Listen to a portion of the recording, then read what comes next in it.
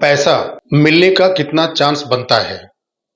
सहारा ने हाउसिंग और real estate policy को ला करके जो पैसा इन्वेस्ट कराया था उसका कन्वर्जन सहारा ने किया और अब सहारा अपने निवेशकों को कन्वर्जन का जो बॉन्ड दिया है उसको अपना नहीं मानती, उन निवेशकों को अपना नहीं मानती, एजेंट को भी अपना नहीं मानती और ये बात कोर्ट के अंदर प्रूफ हो चुका है। उसके बाद जहां पर भी निवेशक और उनसे जुड़े लोग जिन भी नेताओं के पास गए हैं उनका नजरिया इनके आंदोलन को लेकर के, इनके भुगतान को लेकर के कितना स्पष्ट रहा है। दो चार स्पीच देने से नहीं होता। 13 करोड़ लोगों का भुगतान कराने के लिए एक बहुत बड़े आंदोलन की जरूरत होती है और ये नेता उसका नेतृत्व करते नजर नहीं आते। सुप्रीम कोर्ट के आदेश के बावजूद भी सहारा भुगतान 2012 में नहीं करती। सुप्रीम कोर्ट के बाद सिद्धार्थनगर जो डिस्ट्रिक्ट कोर्ट है, कोर्ट तक की आदेश आ जाती है और सोचिए कि कितना गहरा ये साजिश किया गया है, कितना ज्यादा प्लानिंग के तहत किया गया है कि अपने नाम से ये प्रॉपर्टियां भी नहीं रखे हैं। अब सोचिए जरा सा, कुछ निवेशकों के एफआईआर पर पोल खुल गई इनकी कि कितना प्लानिंग इन्होंने किया था कि इनके नाम से कोई प्रॉपर्टी भी नहीं है।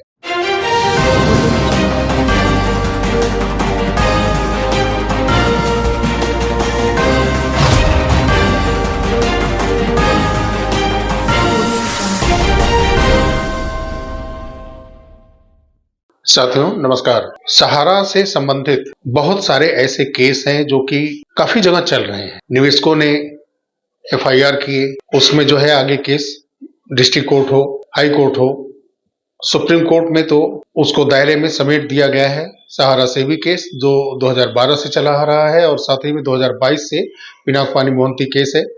तो बहुत सारे आइए इन दोनों मेन केस के नीचे लग गए हैं। लेकिन सहारा निवेशक जो कि एफआईआर किए हैं पहले से, उन पर कई डिस्ट्रिक्ट कोर्ट में हो, हाई कोर्ट में हो, सुनवाइयां चल रही हैं। ऐसे ही एक केस का मैं उदाहरण दूंगा और इस संविधान के बारे में और संविधान के लचीले सेक्शन के बारे में, साथ ही में जो संवैधानिक सिस्टम है वो कैसे इस संविधान को दो मुहे तरीके से पालन करती है या करवाती है, इसके बारे में हम लोग बात करेंगे।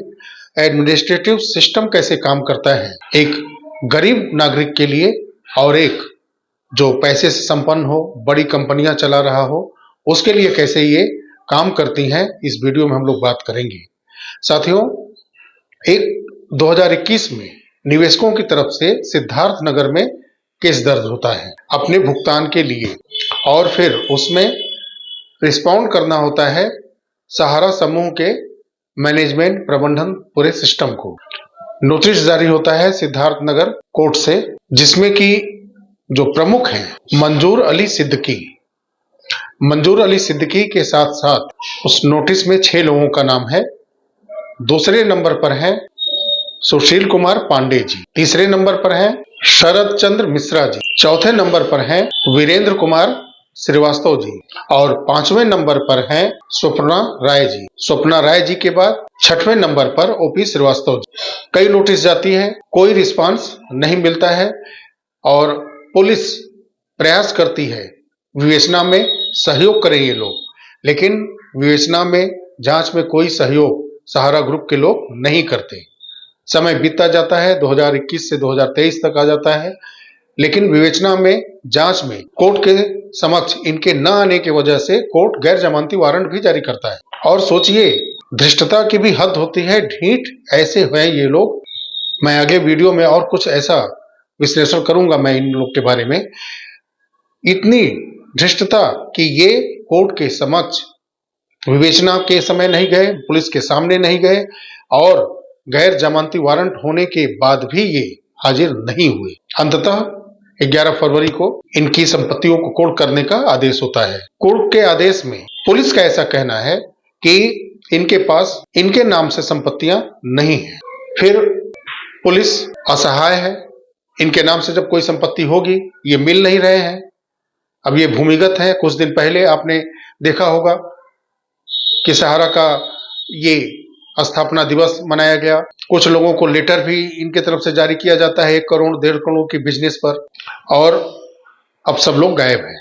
और निवेशकों का कहना है अपने अधिवक्ता पंकज कुमार सोनी के माध्यम से कि ओपी श्रीवास्तव के जो पैतृक गांव है वहां जाएं, और जो गांव है हरैया और तहसील है सलेमपुर, डिस्ट्रिक्ट देवरिया, उत्तर प्रदेश में, उनके पैतृक आवास की भूमि को कुर्क की जाए, कब्जे में लिया जाए और निवेशकों का भुगतान नीलाम करके बेचा जाए, उस पैसे को भुगतान के रूप में दिया जाए। ये कुछ निवेशकों की सिर्फ बात है, लेकिन ये केस का ब्यौरा था। लेकिन क्या आपको लगता है कि जो आम सहारा निवेशकों के पास क्यूसाप से लेकर के बीच में जितनी कंपनियां, सोसाइटीज इन्होंने बनाई हैं, इनका नियत है भुगतान करने का? सहारा के सर्वोच्च पदों पर बैठे लोग इस बॉन्ड को क्यूसाप से लेकर के सोसाइटीज हो, उन्होंने एमआईएस में भारी रिटर्न रिफंड करने का पॉलिसी लाया था, ई स्कूट है, ऐसे तमाम ऐसे हैं पॉलिसी जिसमें इन्होंने भारी भरकम निवेश भी करवाया और साथ ही में कन्वर्जन करके जो रियल एस्टेट और हाउसिंग के बॉन्ड थे कन्वर्जन करके ठगा भी। लेकिन आज के इस स्थिति में ये उस बॉन्ड को अपना बनाते ही नहीं, अपना मानते ही नहीं। उस निवेशक और एजेंट को ये अपना मानने के लिए तैयार ही नहीं है। इस छोटे से डिस्ट्रिक्ट लेवल के केस के माध्यम से ये उजागर हो चुका है कि ये ना अपने निवेशक को सहारा के लोग मानते हैं, ना उनके बॉन्ड को यकीनन ये सही मानते हैं, ना ही एजेंट को वो स्वीकार करते हैं। क्योंकि जो सहारा से भी केस है वो सीधा सा स्पष्ट है कि वो रियल एस्टेट और हाउसिंग के लिए लड़ा गया, उनके निवेशकों के लिए लड़ा गया। उसमें इन्होंने दिखा भी दिया है कि हमने सबका भुगतान कर दिया है, और जो पैसा सहारा से भी एस्क्रो अकाउंट में पहले से जमा है और एस्क्रो अकाउंट में जो जमा होगा वो सिर्फ सहारा का ही होगा, क्योंकि सहारा ने जो लीगल पॉइंट है उस पर उन्होंने भुगतान कर दिया है। और सुप्रीम कोर्ट अगर वो पैसा रिलीज करेगी तो किसी न किसी कारण को दिखाते हुए सहारा को ही वो देगी। हमें बिल्कुल नहीं लगता कि सुप्रीम कोर्ट के जरिए सहारा से भी केस से वो पैसा उठा करके दूसरे पॉलिसी होल्डरों को, वो भी विशेष करके कन्वर्जन किए गए बॉन्ड के होल्डरों को वो देगा, ऐसा बिल्कुल नहीं होगा। और डिस्ट्रिक्ट कोर्ट के आदेश के बाद भी क्या आपको लगता है कि जो एक छोटे लेवल पर कुछ निवेशकों का पैसा वापस करने के लिए आगे नहीं आया है, ना निवेशक को अपना माना, ना एजेंट को माना, ना ही कभी रिस्पॉन्ड देने की जरूरत समझी, ना ही पुलिस की विवेचना में गए? अब उसमें पुलिस की गलती है, जानबूझकर वो इस पर पर्दा डालने की कोशिश की, ये सब बात की बात है। लेकिन हुआ तो यही ना कि एक छोटे से कुछ निवेशकों के पैसों को वापस करने के लिए पूरा प्रबंधन छिपा रहा, अब तक छिपा है कोर्ट की नजर से। तो क्या आपको लगता है कि 13 करोड़ निवेशक को, जिनको कन्वर्जन का ये बांड दिए हैं, उनको पैसा देने के लिए आगे आएंगे? कभी भी आगे आएंगे? आप सोचिएगा जरा। जो छोटे लोगों को पैसा देने के लिए छोटे ग्रुप में जो एफआईआर की है उनको नहीं दे पा रहा है, वो 13 करोड़ निवेशकों के लिए क्या ये स्वीकार करेगा कि ये निवेशक हमारे हैं, ये बांड हमारा है, हम देंगे? नहीं।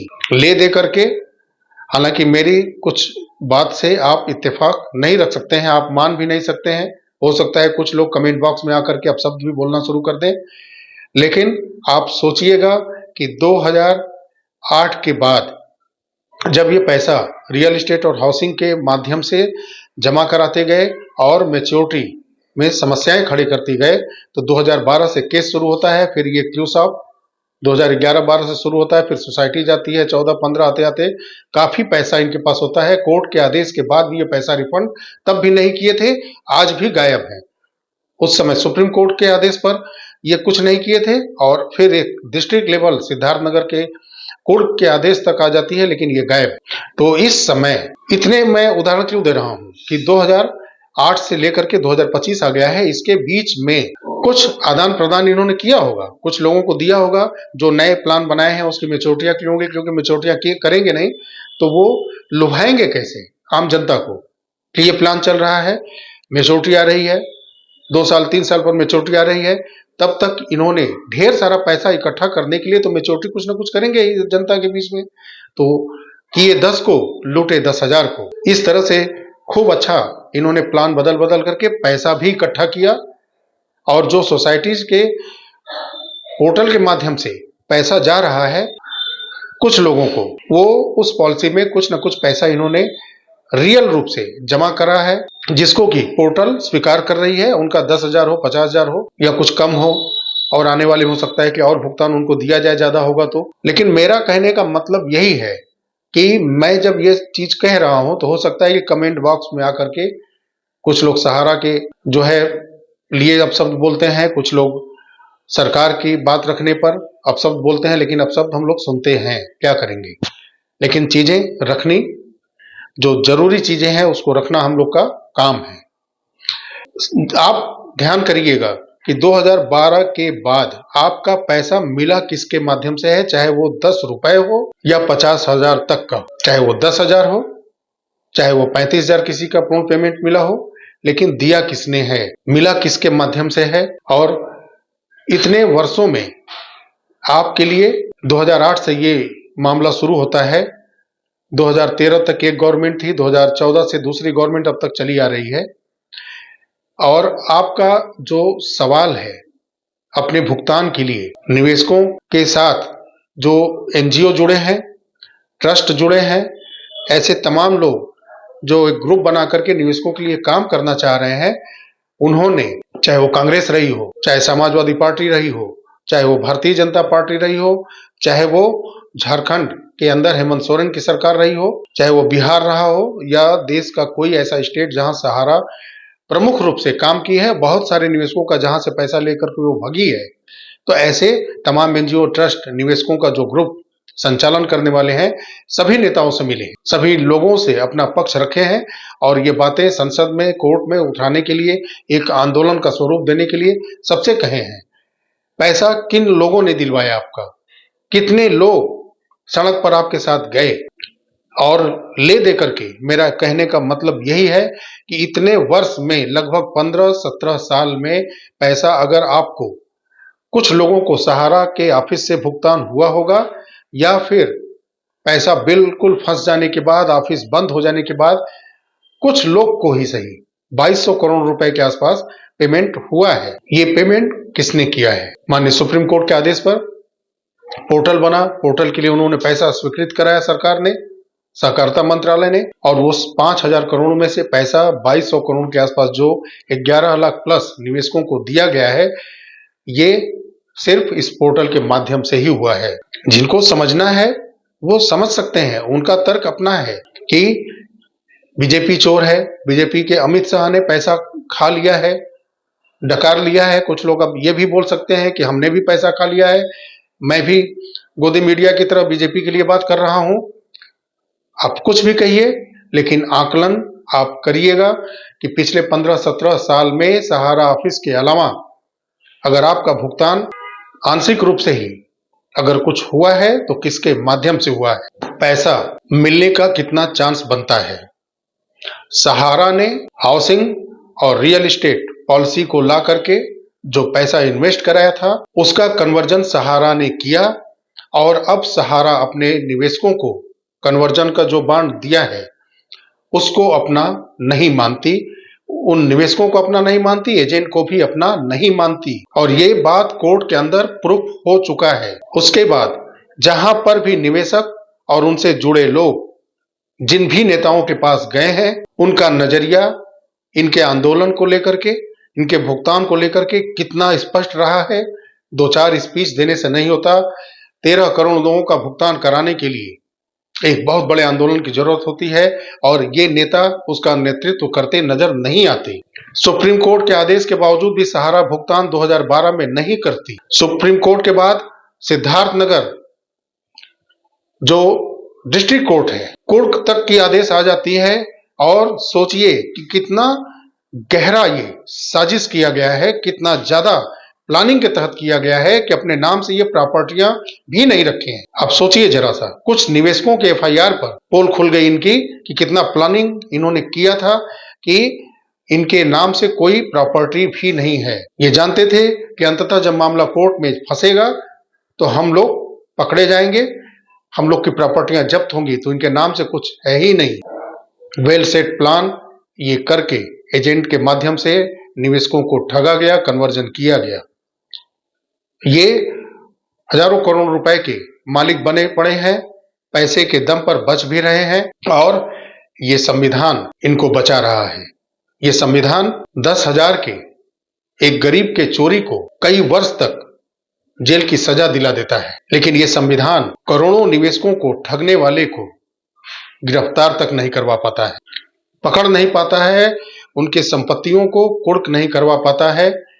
ये अभिनेताओं को केस में पकड़ता है और जमानत देता है, फिर वो केस की फाइल दोबारा तारीख पड़ती भी नहीं, खुलती भी नहीं और वो अभिनेता जो है जमानत पर घूमते रहते हैं, आजाद रहते हैं। राजनेताओं को जमानत दी जाती है चुनाव में प्रचार करने के लिए, दंगे के आरोपियों को चुनाव में प्रचार करने के लिए जमानत दे दी जाती है, लेकिन किसी गरीब परिवार का कोई अगर छोटा अपराध करके जा करके फंस गया हो व्यक्ति, तो उस व्यक्ति को सिर्फ दिन में 8 घंटे के लिए प्रतिदिन जमानत नहीं दी जा सकती कि वो जा करके कमाए और कमा करके अपने परिवार का, बच्चों का, अपने पत्नी का, अपने बूढ़े अगर माता पिता है तो उनका वो पेट भर सके, रोटी के लिए पैसे कमा करके वो दे सके।